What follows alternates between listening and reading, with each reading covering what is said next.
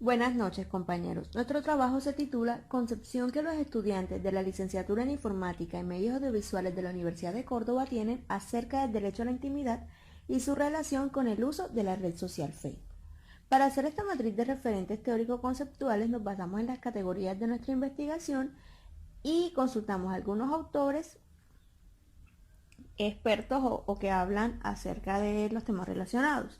El primero de ellos, Sergio Moscovici, que está relacionado con la categoría de representaciones sociales.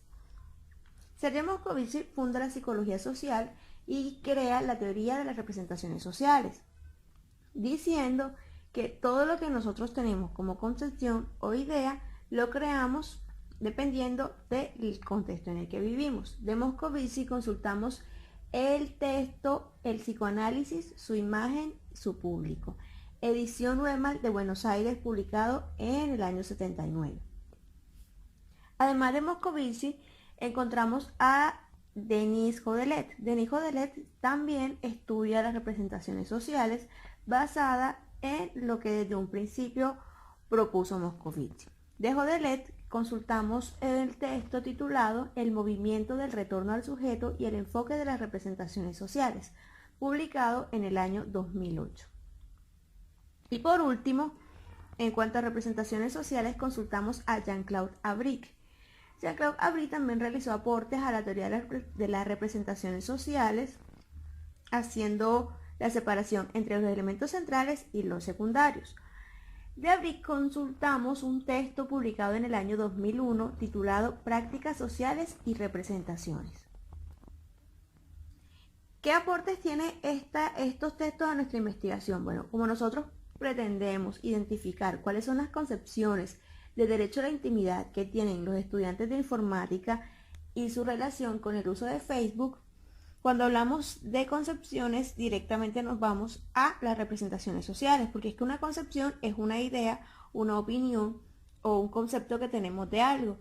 Y estos tres autores hablan de cómo se crean las representaciones sociales y por qué.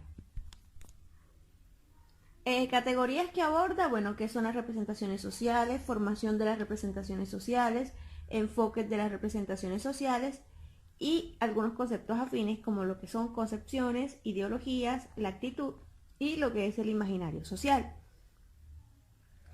Si ponemos a dialogar estos tres autores nos damos cuenta que desde un principio Moscovici creó o empezó a hablar de lo que son representaciones sociales y lo llamó así para referirse a las ideas que nos hacemos del mundo que nos rodea. Más adelante, tanto Denis Jodelet como Jean-Claude Abric se basan en lo que desde un principio propone Moscovici, pero ellos lo ven desde dos puntos de vista diferentes.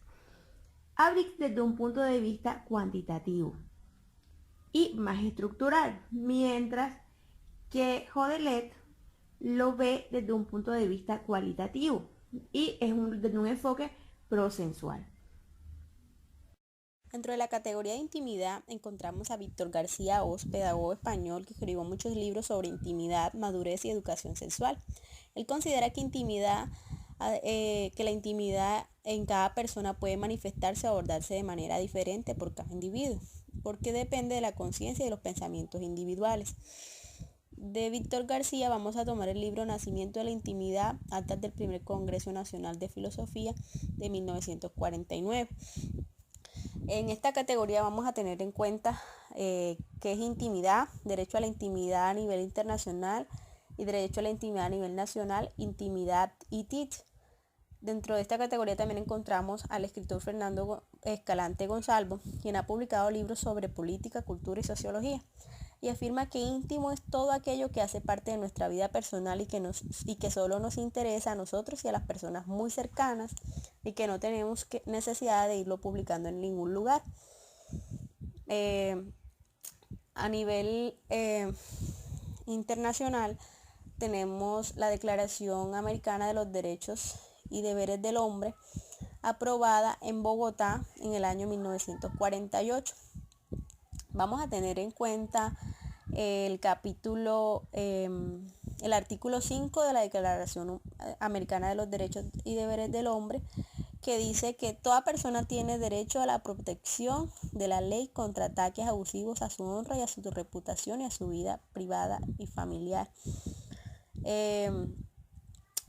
Además de la Declaración Americana de los Derechos y Deberes del Hombre, vamos a tener en cuenta la Declaración Universal de Derechos Humanos. Este marcó la historia de los derechos como un ideal común para todos los pueblos y naciones y fue proclamada por la Asamblea General el 10 de diciembre de 1948 en París. También tendremos en cuenta ya a nivel nacional la Constitución Política de Colombia de 1991, que fue aprobada por la Asamblea General Constituyente en la ciudad de Bogotá. Estos son en cuanto a la categoría de intimidad lo que tendremos en cuenta. García afirma que la intimidad es abordada de manera diferente por cada individuo, dependiendo de su conciencia y su propia experiencia, mientras que Escalante propone una definición más precisa y además afirma que intimidad es todo aquello que hace parte de nosotros y que no es necesario compartir con todas las personas. Otra categoría que tenemos en nuestra investigación son las redes sociales. En cuanto a redes sociales, consultamos varios autores y textos relacionados con este tema y la primera de ellas fue Ma Monzoriu, una experta en el uso de nuevas tecnologías que ha escrito varios libros relacionados con las redes sociales, la web 2.0. De ella consultamos un texto titulado Manual de redes sociales en Internet, aprende a usar Twenty, Facebook, Fotolog, MySpace, etc. Mejor que tus hijos, publicado en el año 2008. También consultamos a Juan José Prieto Gutiérrez, que es un investigador de la Universidad Internacional de Rioja, y él también ha estudiado mucho lo que son las redes sociales y analiza los comportamientos de las personas dentro de estas. De Prieto consultamos un texto titulado Herramientas para el análisis y monitoreo en redes sociales, publicado en el año 2011. Y finalmente consultamos a Luis Castro, que es un experto en Internet básico y que nos está hablando de Internet desde el inicio de los 90 y hoy se interesa por la tecnología y la usabilidad de esta. De Castro consultamos un texto titulado ¿Qué es una red social?, publicado en el año 2016. ¿Qué nos aporta nuestro proyecto estos investigadores y sus textos? Bueno, como nosotros vamos a trabajar dentro de lo que son las redes sociales, dentro de Facebook, es interesante y es necesario que conozcamos el origen y la historia de las redes sociales. Y Monzoriu estudia esto y nos da a conocer toda esta información. También es necesario que conozcamos cómo funcionan y la organización de las relaciones que se dan dentro de las redes sociales, y esto nos los ayuda a entender Prieto. Y también tenemos las definiciones dadas por Castro y sus definiciones, las definiciones que él nos da, nos ayudan a entender más cómo es el comportamiento de las personas, la usabilidad que le dan las personas a las redes sociales, en especial Facebook.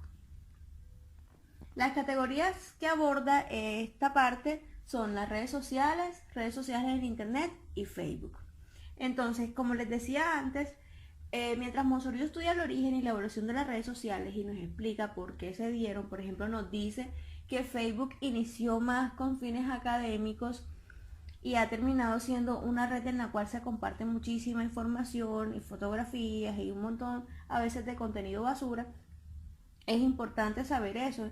Y Prieto y Castro nos definen cómo es el comportamiento y el uso que las personas le dan a estas redes sociales. Y finalmente en la categoría de etnografía virtual encontramos a Christine Hain, una investigadora pionera en el tema de etnografía virtual, quien realizó muchos aportes a la redefinición del tema.